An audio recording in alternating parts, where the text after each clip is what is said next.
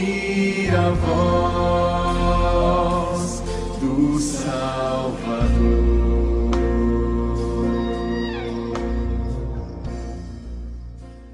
Vamos aproveitar esse tempo para compartilhar com vocês um pouquinho da palavra de Deus sobre missões e sobre o que o Senhor quer falar com a gente essa noite.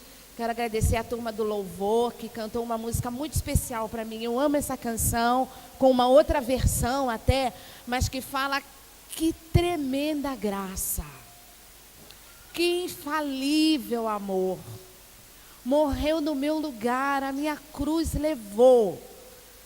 Ele me deu a vida, nós estamos libertos, por isso nós cantamos e somos felizes. Irmãos, que tremenda graça, que tremenda graça, que infalível amor de Deus, que alcançou a minha vida e a sua vida. Que coisa tremenda, Ele morreu em nosso lugar, e essa é a razão de nós estarmos aqui. E nós estávamos numa reunião de Gravações Brasil, né? Lá todo mundo junto e misturado naquele terreno. E Gileade, JK, e Jocum, e Gravações, e vamos embora. E nós estávamos lá, e aí o Aqueline, né? Depois me fez esse convite. Eu e o Emanuel estamos voltando de uma viagem. Nós ficamos 3 meses fora esse ano. E tivemos na Grécia, na ilha de Lesbos, entre os refugiados. E é sobre essa causa que a gente quer fechar esse mês de missões aqui junto com vocês. Um momento de maior migração do mundo. E uma oportunidade extraordinária que a igreja está tendo de revelar aos povos essa tremenda graça. E esse infalível amor. E podermos não só lá na ilha de Lesbos, como foi a oportunidade que nós dois tivemos, mas também próximos a nós, próximos aqui entre nós. Sei que essa igreja já caminhou bem perto de muitos dos irmãos haitianos, né? Que já moraram até com Del e pastor Aloysio, que já criaram de tanto envolvimento que já tiveram. Há alguns anos atrás eu vim aqui, eu acho que uns 3 anos, era cantata de Natal, e chegou uma família que falava bem pouquinho, uma família de haitianos. E eu estava sentada do lado de Emanuel, e ele olhava para minha cor, e ele olhava para Emanuel, e ele olhava para mim, e ele olhava para Emanuel. E aí ele não conseguia falar o negócio, ele viu falando português. Não, eu nem falei português, ele virou para mim e falou, haitiana? Eu falei, não. E ele tipo assim, mas como assim? Que dessa cor não é haitiana, né? E na cabecinha dele, tudo que ele conhecia, eu acho que ele tinha uns 7 aninhos. E a gente ficou tentando trocar umas palavras aqui.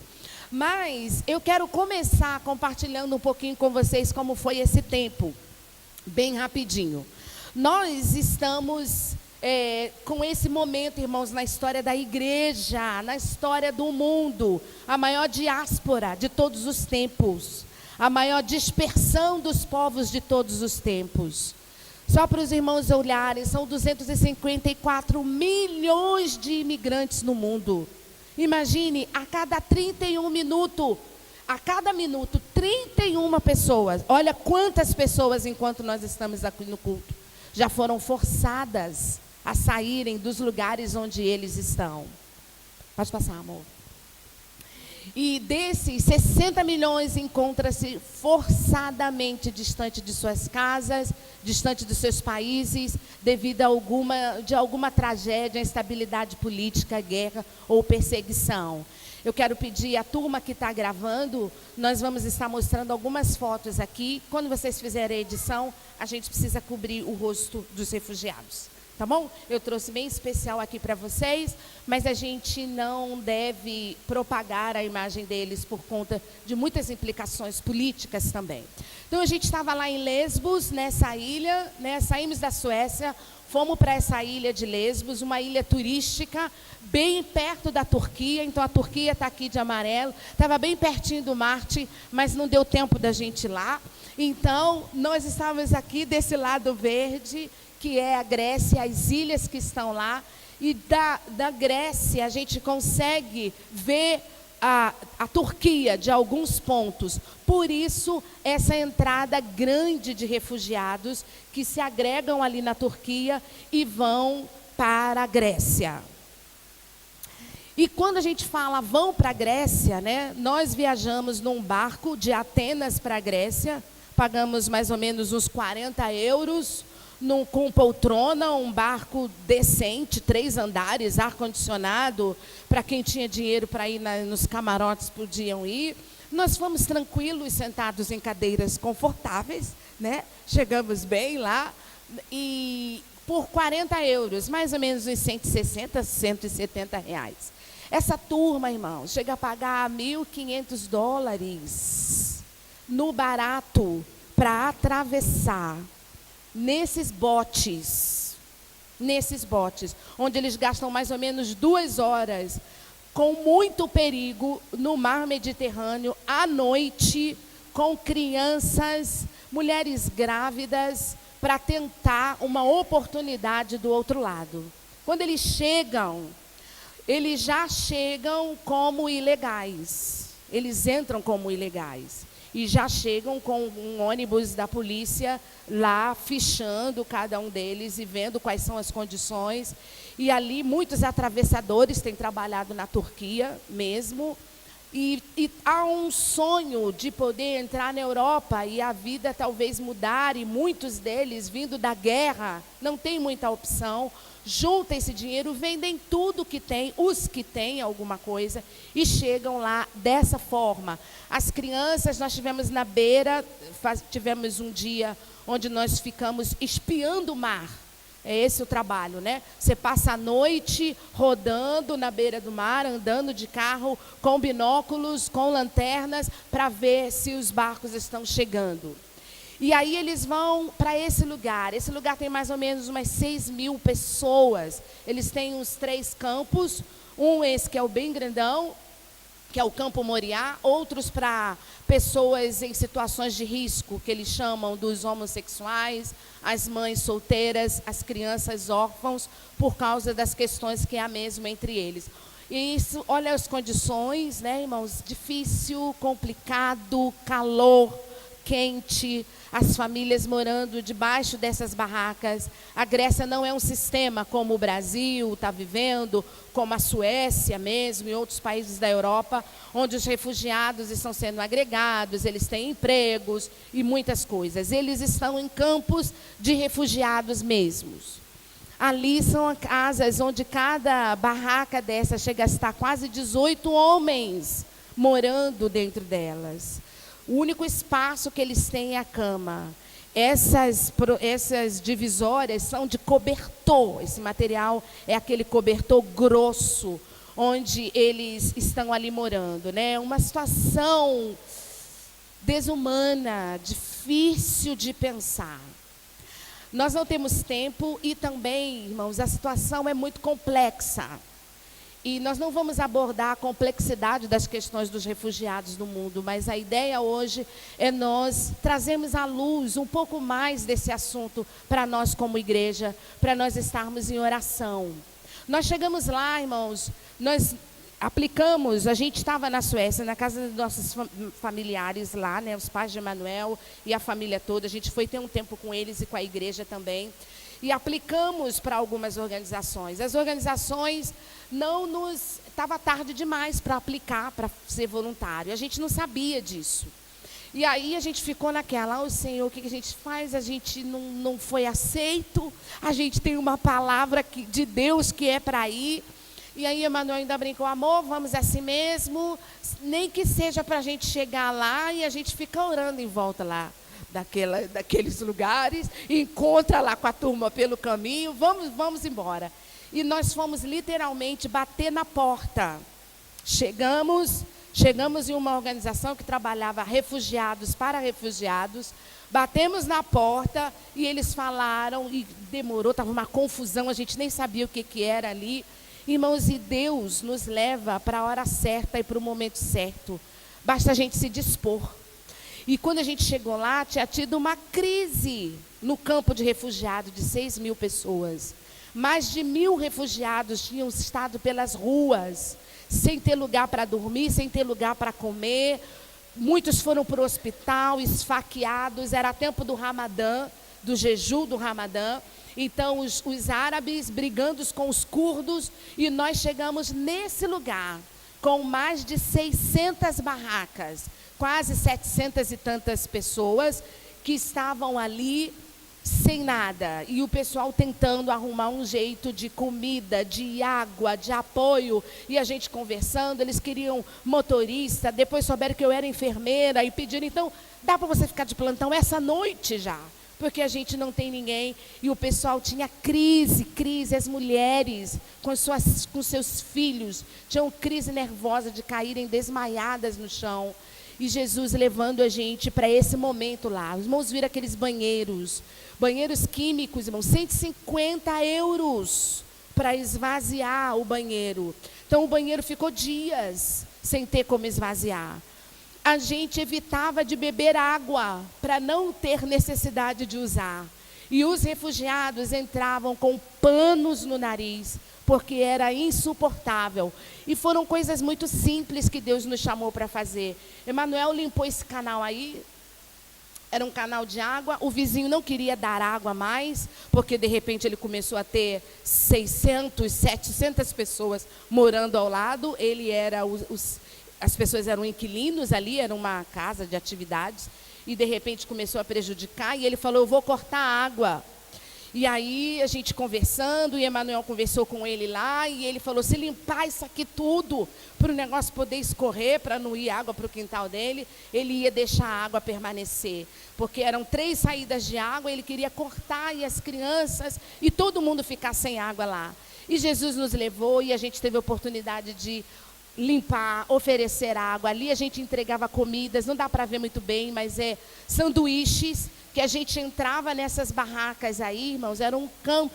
Quem já foi lá na Jocum, pensa naquela quadra nossa, com mais de 600 pessoas, morando ali debaixo dessas barracas. Sol, a gente trabalhou, né, mais Emanuel nessa parte de manutenção, esticando lonas, as crianças com muita insolação, mas a gente pedindo graça de Deus para estender o amor ali para eles. Essa foto, irmãos, só para vocês verem ali de dentro como eram as casas. Esses aí são meus pés. Sentado ali em frente a uma barraca, nos deparamos com dificuldade da língua. Eles não falavam quase inglês, árabe, curdo. E como é que acontece? Como é que a gente vai compartilhar essa maravilhosa graça? E eles tinham celulares e tinham aplicativos. E eles escreviam em curdo, traduzido para o inglês. E a gente escrevia em inglês, traduzindo para o curdo, pedindo a Jesus para abençoar a tradução do Google, né? Para não sair outra coisa lá do outro lado. Mas a gente via que os corações estavam meio assim, eles estavam entendendo. E a gente via muitas histórias difíceis. Mulheres que se aproximavam e falavam, olha, eu fui violentada já no campo. Aquele homem, aquela pessoa. Muitas histórias da gente chegar com o coração pesado. Essa é a palavra, né? E muitas crianças, irmãos, muitas crianças. Pode passar, amor. Mais de 50 milhões de crianças estão fora das suas casas hoje. Mais de 50% da população de refugiados são crianças e adolescentes. Fora da escola, com muitos problemas de saúde, muitos problemas de depressão, muitas delas, muito distante do aconchego do lar. E nós fomos brincar com as crianças, nós fomos cantar com as crianças, nós fomos orar com as crianças. A gente foi brincar de massinha com elas. Elas vinham e elas não tinham nada para estar fazendo naquele ambiente lá. E a gente encontrou com uma turma de brasileiros que foi de Foz do Iguaçu. Mano, a gente cantava corinho em português. Até em português o pessoal brincava lá e conseguia alguma resposta, né? E ali está uma delas brincando de fazer pulseirinhas. E esse foi parte do nosso trabalho ali nessa semana, nesse lugar. Amando, orando, conversando, distribuindo comida. Até que, quando eu saí daqui, eu falei, as muçulmanas são muito vaidosas. Eu vou levar um pacote de esmaltes. Porque eu não sou manicure, assim, mas sei dar uma lixadinha na unha. Eu vou oferecer um serviço. Quem sabe pega esse negócio. E pegou, irmãos. Cheguei, comecei a oferecer, lixar e pintar a unha. Ganhei muitas amigas. E aí a gente podia entrar nas barracas, podiam conversar. O rosto delas mudaram completamente. Conseguimos shampoo, fizemos massagem, limpeza de pele, pintamos as unhas, tudo para a gente poder expressar um pouquinho de Jesus ali naquele ambiente, né? E o ambiente é muito assim, homens só com os homens, as mulheres só com as mulheres, né? Esse é um barco da Jocum, que também funciona lá na ilha de Lesbos. Eles têm cultos todas as quartas-feiras e os refugiados podem assistir os cultos e tem sido muitos deles alcançados pelo amor de Deus aí. E essas aí parecem minhas primas, né? Minhas irmãs. Mas não são, né? Elas são do Congo. E eu trouxe essa imagem. Essas duas de blusa branca, irmãos, são cristãs. Saíram do meio da guerra. Orem por essa mulher. Guarda o rostinho dela. Ela, até hoje, ela não sabe para onde o marido foi. Para onde o filho de 11 anos foi. Ela achou, nos dias que nós estávamos lá, ela recebeu um comunicado que acharam o filho de 14. E ela foi-se embora, fugiu com essa aí, no meio do conflito no Congo. E elas quase morreram afogadas nesse bote. A filha virou, e ela virou também, e ela conta com lágrima nos olhos, quando ela viu que ela conseguiu alcançar o bote, e alguém gritou que tinha achado a filha dela também. E elas chegaram lá do outro lado, né? Depois daí, nós fomos trabalhar num outro lugar. Fomos ajudar com roupas, né? Então eles botavam, isso aqui não é supermercado, mas a gente atendia de 50 a 70 famílias que iam buscar roupas. Então eles vão sem roupa, chegam sem as coisas. A gente trabalhou dando fralda, ajudando um casal ali, e aí foi a semana mais de Emanuel. Quando nós chegamos, um casal de ingleses estavam lá querendo construir um lugar para ajudar psicologicamente os refugiados, especialmente os homens. Gente, os homens fumam cartelas e cartelas de cigarro, porque não tem o que fazer. E os pais vendo aquela situação dos filhos. Então, ele queria montar um lugar lá para arte, para aqueles que sabem tocar, aqueles que sabem cantar, fazer palcos. E aí, Emanuel pôde trabalhar, e trabalhamos muito nesse tempo aí. Eu ficava de um lado, nesse supermercado lá, supermercado de roupas, né? Essa boutique. E aí, Emanuel trabalhando lá do outro lado. Pode passar, amor? Olha a arte deles, irmãos, que coisa linda, né? Um deles mostrando sobre a travessia e como eles eram resgatados, vindo para o outro lado. Por último, a gente terminou com uma faxina. Na verdade, era um pastor alemão que mora nos Estados Unidos. E Deus falou com ele para ele construir um lugar para banho. Irmãos, as mulheres, elas têm muitas dificuldades, especialmente as mães solteiras e jovens, adolescentes, porque elas não têm como ir sozinha muitas das vezes, não tem oferta de água nesse nível para o banho. E ele já construiu esse espaço para ter um banho de 15 minutos. Eles e a filha, 7 minutos de água, contado, cronometrado. Depois a água vai ficando mais fraquinha, muda de roupa e vão e lavam suas roupas para poder ter condições de atender um número maior de pessoas. E Emanuel chegou lá, o trabalho foi instalação de tudo lá, e ajudando as máquinas. A gente ficou na faxina do teto até o chão. Tinha alguns brasileiros lá e alguns gregos trabalhando com a gente também. Então, a gente finalizou aí... Para aí, amor, eu acho que... A gente finalizou aí o nosso trabalho. Nós terminamos depois ali na ilha de... Acende aqui para mim, Aquilino, por favor. Nós terminamos podendo visitar Atenas, e foi bem marcante para nós poder chegar até o Areópago. e ver aquele lugar onde o apóstolo Paulo pôde pregar a palavra. E o Atos 17, todo o sermão está lá no Areópago ainda, como testemunho para quem quer ver, lá escrito em grego, numa placa de latão, onde estão lá todo o discurso do altar do Deus desconhecido. Então, irmãos, eu não vou me alongar. E o Aqueline falou: Cléo, você pode compartilhar para nós sobre o tempo dos refugiados e deixar uma meditação para a gente.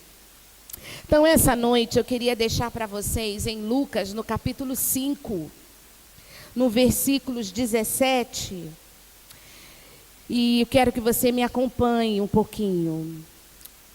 Lucas, capítulo 5, versículo 17, que fala sobre a cura do paralítico. E diz que, achamos? Lucas 5, 17. Esse texto é um texto bem relevante, importante. Mateus fala dele, Marcos fala dele também. E aqui Lucas, ele dá uns detalhes, né? Que ele é bem detalhista.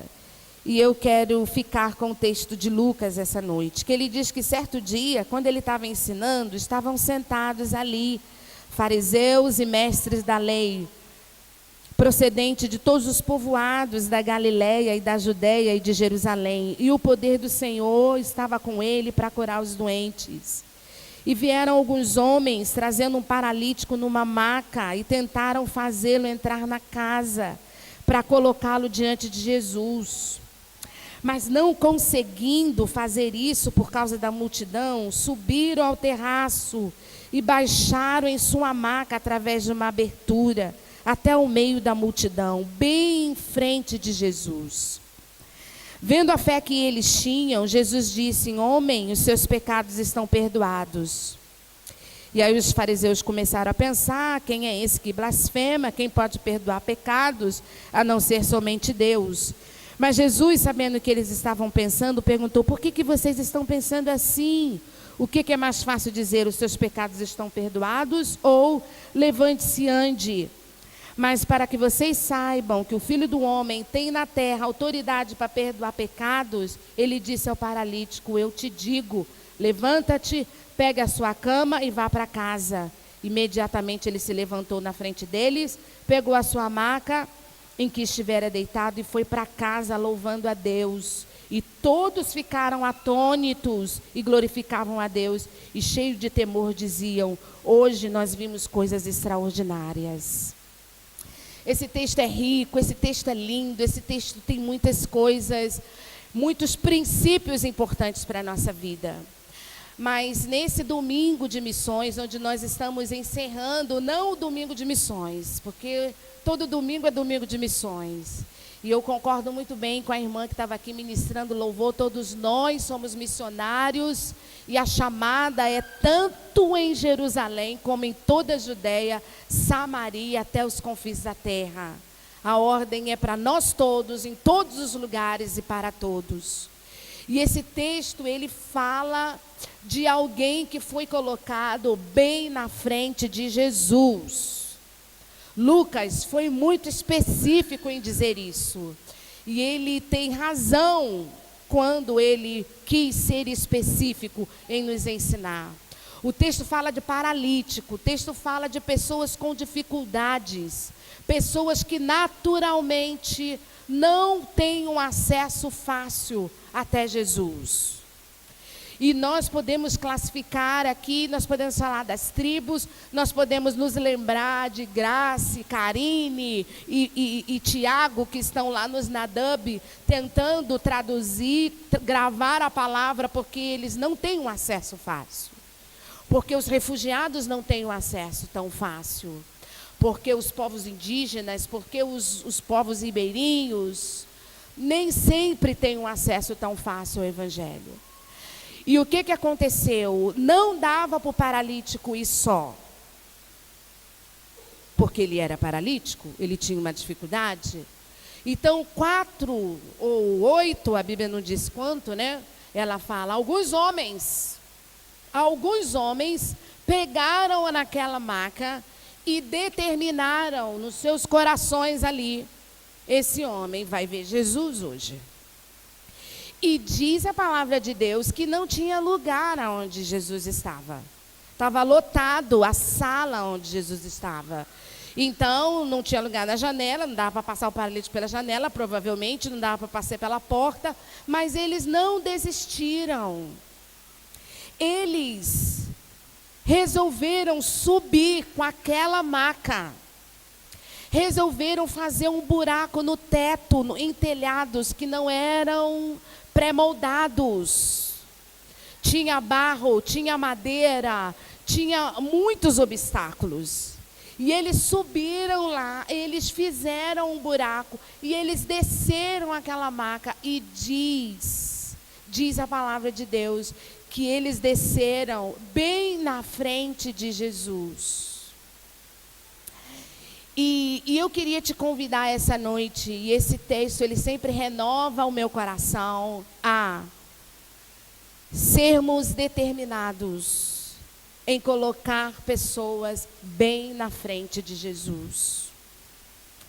Em darmos a nossa vida e nos permitir que todos os dons e talentos, sejam eles o que o Senhor te deu, oração, alfabetização, fazer unha, eletrônica, pedreiro, informática, eletricidade. Ponha tudo à disposição de Jesus, porque nem todos entram pelo caminho formal, que às vezes é você convidar o vizinho e ele vem para a igreja. Mas muitas das vezes, Deus quer usar a sua vida com ações simples, mas efetivas, para que as pessoas conheçam a Jesus. A começar realmente do nosso vizinho, a começar do trabalho. Realmente, irmãos, as estatísticas dizem que se nós cristãos fôssemos cristãos aonde estamos, o mundo já era outro, só por sermos cristãos. Se nós, aquela matemática simples que todo pastor faz na igreja, se cada um de nós ficarmos determinados que em agosto do ano que vem, no próximo mês de missões dessa igreja, eu tenho 1 ano para tentar trazer uma pessoa para colocar bem na frente de Jesus. 2020, já precisamos de obra aqui na igreja, ou de sermos transferidos para algum outro lugar. Dá trabalho. Na porta não tinha espaço, na janela não tinha espaço. É necessário esforço da nossa parte. E eu e você precisamos nos esforçar, porque salvar é com Ele, curar é com Ele. Mas Ele falou para mim e para você: eu vou. E vocês vão ficar até vocês serem revestidos de poder. Já fomos. E aí vocês vão ser minhas testemunhas, tanto em Jerusalém, como em toda a Judeia, Samaria e até os confins da terra. Irmã, eu não sou boa de palavra, pinta a unha. Irmã, eu não sou boa de pregação, lava cabelo, constrói, brinca com as crianças, faz uma sobrancelha, faça qualquer coisa que dá abertura. Elas não ouviram de Jesus com a unha sendo pintada, mas quando a unha delas foi pintada, o coração delas se abriram e elas encontraram um caminho, e eu tive um caminho para poder comunicar do amor de Deus para elas, semear alguma coisa, assim como foi o trabalho dos homens. Homens viam Emanuel varrendo ali, e daqui a pouco eles iam pegando a vassoura para melhorar o ambiente onde eles estavam. E a maior pergunta dos refugiados para nós era: por que vocês vieram aqui? Quem mandou vocês aqui? Vocês pagam a comida de vocês? Vocês pagam o transporte de vocês? Vocês pagam para vocês morar? quem trouxe vocês aqui? E aí a gente podia falar quem trouxe. E eu quero finalizar minhas palavras, irmãos, com um testemunho de um deles, que com certeza tem sido fruto das nossas orações aqui, que oramos durante o período do Ramadã, para que Deus desse sonhos para os muçulmanos, para enquanto eles se prostrassem naqueles tapetinhos, eles estivessem sonhando e vendo Jesus. Eu tinha colegas trabalhando junto com a gente, muçulmanos, que estavam do meu lado, com tapete. Chega a ser, impacta a gente demais, né? Orando a outro Deus, bem do meu lado aqui. E a gente ali clamando a Deus para falar com eles. Irmãos, nós estávamos no último dia. Eu e a Manuel sentamos assim do lado de fora, no chão. E um cara do Sudão do Sul chegou e falou, olha... Ele é um pintor, um artista excelente. Ontem, chegou um homem aqui, e ele veio lá do campo de refugiados. E ele falou, eu tive um sonho essa noite. Eu tive um sonho, e um homem falou comigo, vai lá, naquele lugar, que alguém vai contar a minha história para você. E ele chegou cedo, e ele sentou com aquele homem lá. E ele falava a língua dele, ele pôde comunicar. E ele contou para ele a história de Jesus. E ele falou, você sabe que ninguém pode saber que eu vim aqui. Ele era de uma família radical entre os árabes. E ele falou, eu sei. E ele contou a história e ele disse, olha, eu quero Jesus. E aquele homem orou por ele e por aquele muçulmano. E ele falou, mas a história não acabava assim. O sonho não acabava assim. Depois que eu ouvi essa história, o homem me falou que você ia me levar naquele mar.